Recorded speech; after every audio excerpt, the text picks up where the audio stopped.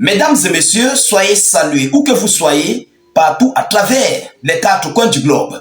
Alors, c'est la panique générale du côté de l'Union européenne et de l'OTAN. Vladimir Poutine, très décidé à passer à l'acte, à cliquer sur le bouton rouge. L'Europe complète est inquiet. Oui, parce que M. Poutine a longtemps pardonné, il a longtemps donné de l'avance à l'OTAN. Et aujourd'hui, ils sont en train de comprendre que Vladimir Poutine est très sérieux sur cette décision.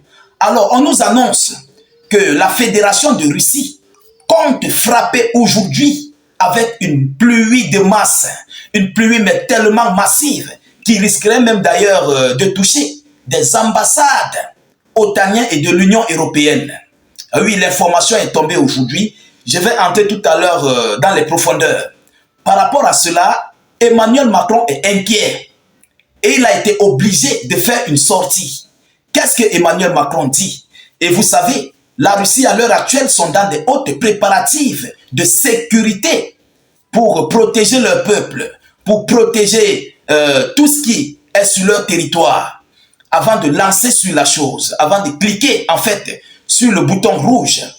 Chers dames, chers messieurs, l'heure n'est plus à la rigolade. Aujourd'hui, Manu a compris. Il sort de son silence pour venir plaider au nom de l'Europe. Mais qui va l'écouter? Qui va écouter Emmanuel Macron en ce moment? Vous avez fini de donner l'autorisation à Kiev avec des missiles attaquants. Vous avez fini de donner l'autorisation à Kiev avec des missiles Storm Shadow qui commencent même déjà à frapper, qui ont déjà frappé d'ailleurs sur le territoire de Kursk. Vous avez fini de tout donner à l'Ukraine, des obus, des chars, des blindés. Et vous revenez dire à Vladimir Poutine de se calmer, chers dames, chers messieurs. Mais l'heure est grave. Plus rien ne va. L'Europe est dans une grosse panique. Alors, écoutez ce que Emmanuel Macron dit à M. Vladimir Poutine. Chers dames, chers messieurs, la balle a changé de camp. Ah oui, qu'est-ce qu'il dit? Emmanuel Macron appelle la Russie à la désescalade du conflit. Emmanuel Macron appelle la Russie à la désescalade du conflit, mais entre la Russie et l'OTAN, qui a créé l'escalade. Si la Corée du Nord est venue avec des soldats au sol, il fallait juste envoyer des soldats au sol venant de l'OTAN. C'est clair. C'est clair. J'espère que nous sommes d'accord. Mais vous n'êtes pas passé par là parce que vous savez que vos soldats ne vont servir à rien sur les lignes de front. Il faut envoyer des missiles. Vous comprenez? Alors, Poutine a donc décidé de se préparer parce que les Russes sont doués dans la guerre. Avant de faire la guerre, il faut se préparer. Mais c'est ce que Washington et ses alliés de l'OTAN n'ont pas fait. Et les Ukrainiens, les Otaniens sont complètement ouverts aux munitions des missiles. Ah oui, il faut le dire ainsi. Même du côté des pays de l'Europe, ils ne se sont pas protégés à un conflit géant, mais il y aura des repos éternels très écrasantes. Mesdames et messieurs, écoutez Macron. Emmanuel Macron, le président français, s'est exprimé concernant les derniers événements du conflit en Ukraine et appelle la Russie à la désescalade en tenant pour responsable les actions de la Russie et Vladimir Poutine sur 3 points selon lui. Quels sont ces 3 points? Il dit que Poutine a créé l'escalade de ce conflit russo-ukrainien sur 3 points. Donc il appelle Poutine à quitter dans cette désescalade. Je vais vous donner ces 3 points.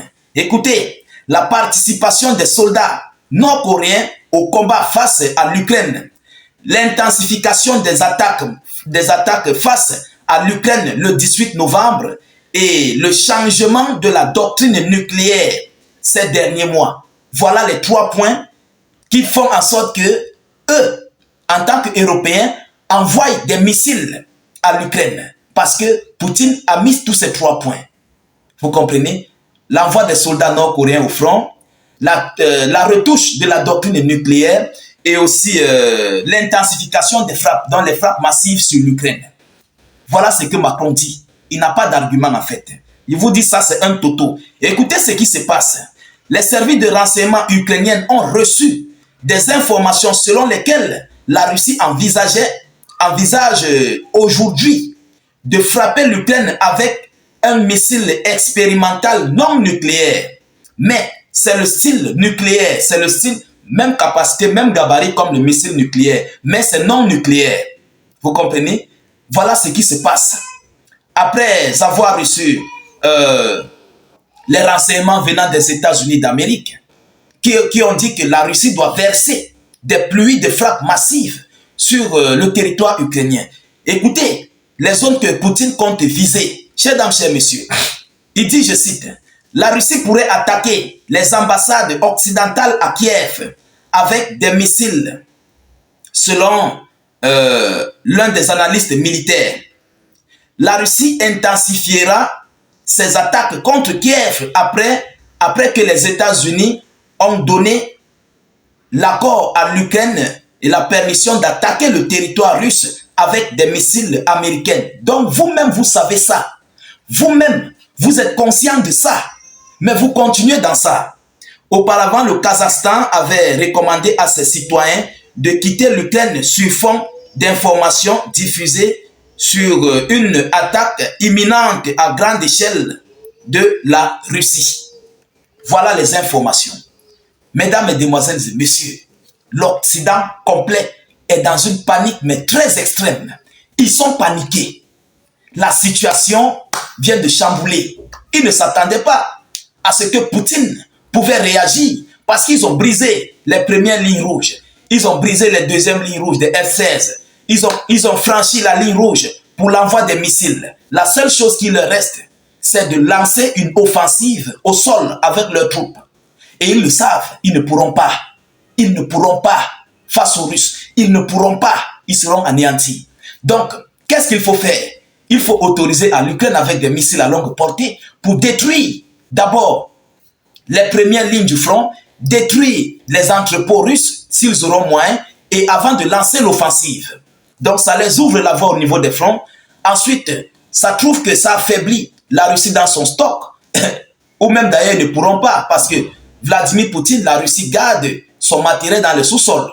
Vous comprenez? Alors, tel est le plan de l'Ukraine et ses alliés. Voilà pourquoi la France est paniquée et très très inquiète par rapport à ce que Poutine prépare. Chers dames, chers messieurs, le monde est aux aguets. L'Europe occidentale est complètement en alerte maximale à l'heure où je vous parle. Ah oui, plus rien ne va parce que Poutine a décidé d'enclencher la chose. Oui, ils ont touché les lignes rouges. Alors, Poutine va passer à la vitesse supérieure. Qu'est-ce qui va se passer? Les pauvres Européens qui n'ont pas d'abri, qui seront dans des maisons. Les Ukrainiens qui seront dans des maisons. Ils n'ont pas de bunker. Tout ce qui s'ensuit, ils iront au repos éternel. C'est leur propre président qui aurait voulu cela. Et cela va se passer. Cela va se faire. On ne souhaite pas, mais cela va se produire. Parce qu'il faut d'abord le dire. Ils ont commencé à frapper avec des missiles Storm Shadow du côté de Kursk. Des missiles qu'ils ont autorisés aujourd'hui à l'Ukraine. Ils ont commencé à employer ces missiles dans la région de Kursk. On nous signale même d'ailleurs qu'il y a quelques repos éternels des civils. Vous comprenez? Par rapport à ces missiles Storm Shadow britanniques. Après avoir déjà utilisé des missiles à longue portée ATACMS américaines, ils continuent de suivre l'escalade. Manu sort de nulle part et il vient demander à Poutine de baisser l'escalade, d'arrêter. Chers dames, chers messieurs, je ne comprends pas Emmanuel Macron. Oui, je ne comprends pas. Mais qu'est-ce qui te dépasse de prendre ton téléphone et appeler Poutine? Parce que l'égoïste occidental ne veut pas baisser. Aujourd'hui, l'Europe, l'Occident a perdu sa valeur. Il faut le dire ainsi. Que ce soit militairement, économiquement, il n'y a plus rien. Pire encore, si une troisième G éclate réellement, ça serait la fin totale de l'Occident. On ne le souhaite pas, mais ça serait la fin. Ah oui, parce que pour pouvoir se relever, il n'y aura plus de ressources, il n'y aura plus de richesses. Ils vont faire comment? Ils seront au moins à 70 ans, 80 ans en arrière. Chers dames, chers messieurs, nous continuons de suivre cette actualité le plus près que possible. Nous ne manquerons pas de vous tenir informés de la suite de ces hostilités russo-otaniennes. De votre côté, partagez au maximum la vidéoconférence Mettez-la surtout partout à travers le monde. Poussez maximum de j'aime. N'hésitez pas de cliquer sur le lien de notre chaîne YouTube. Nous publions certaines vidéos sensibles là-bas que nous ne pouvons pas publier sur Facebook.